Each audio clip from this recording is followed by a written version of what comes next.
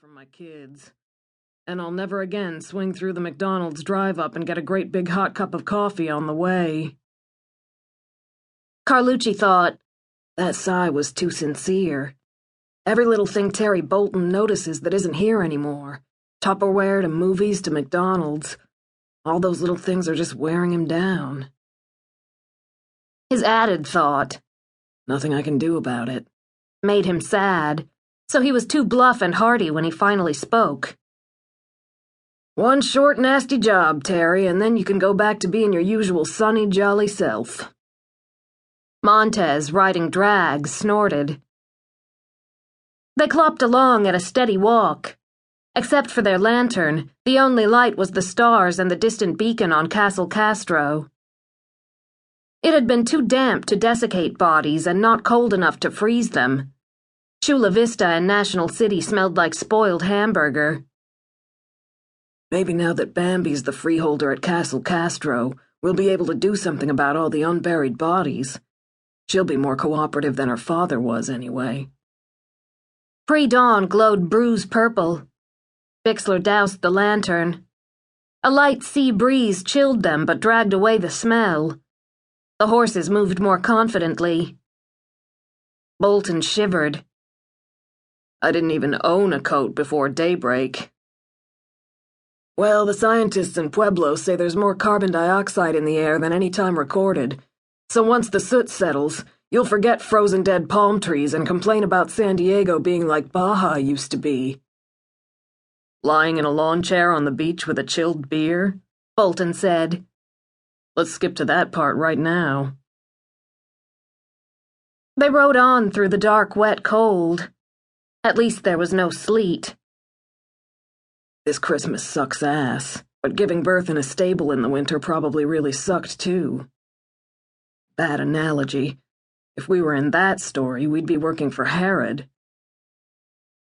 Half an hour later, dawn greased the tops of the old office buildings and hotels, the abandoned Navy ships across the bay, and the few remaining power poles.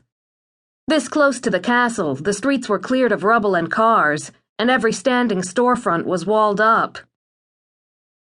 4 men in Castle Castro uniforms appeared around a corner. The leader waved.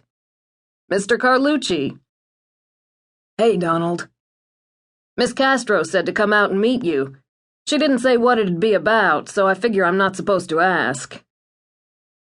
They swung north to follow the line of sealed buildings linked by the castle's outer wall. Bolton said, This wall must have been some work. Yeah, especially without no power tools, but I'm real glad it's there.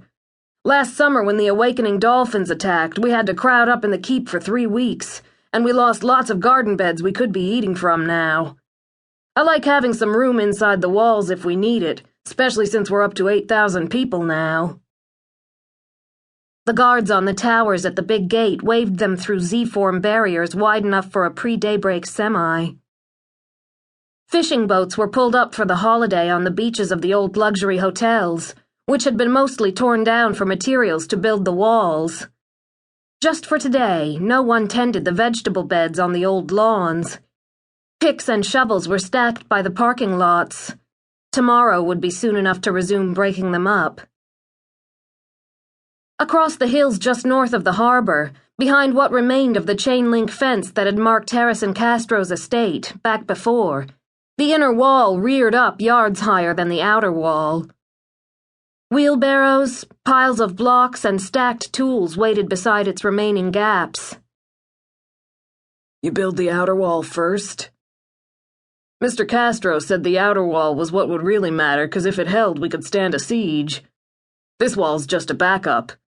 Miss Castro says she can't plan nothing better than her dad could, so we're staying on his plan. Carlucci said, Miss Castro? Not Countess Castro or Mrs. Larson? Just habit. I drove the limo that brought her here the day she was born. Most people in the castle call her the Countess now.